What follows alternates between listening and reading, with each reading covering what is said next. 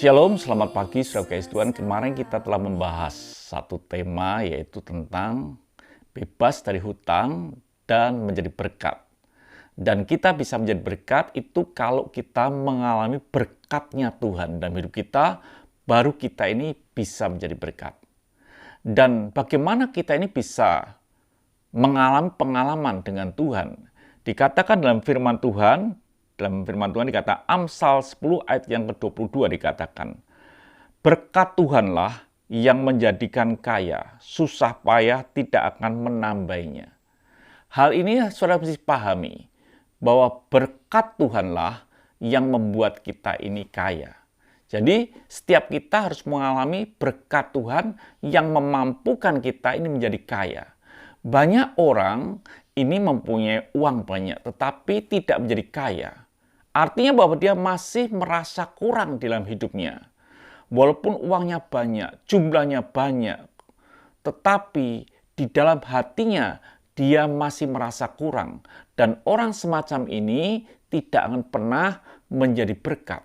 Sehingga saudara kasih Tuhan, perlu kita ini mengerti pengalaman bahwa berkat Tuhanlah yang membuat kaya. Artinya berkat Tuhan itu akan membuat hati kita merasa penuh. Dan orang hati kita merasa penuh dan sampai meluber, itulah baru menjadi berkat.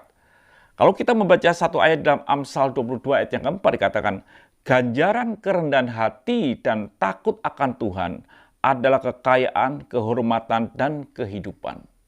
Bagaimana kita bisa mengalami satu pengalaman bersama dengan Tuhan atau berkat Tuhan sampai dalam hidup kita? Firman Tuhan berkata, ganjaran kerendahan hati dan takut akan Tuhan.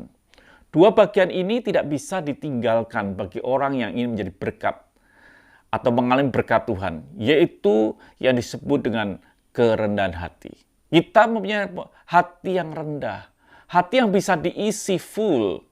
Dan kalau hati kita rendah dan takut akan Tuhan, Tuhan memberikan sebuah ganjaran, kekayaan, kehormatan, dan kehidupan.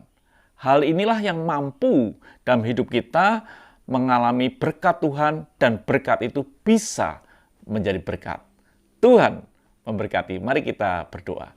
Terima kasih Bapa untuk pagi hari ini, biar hidup kami bisa menjadi berkat, karena kerendahan hati dan takut akan Engkau mendatangkan kekayaan.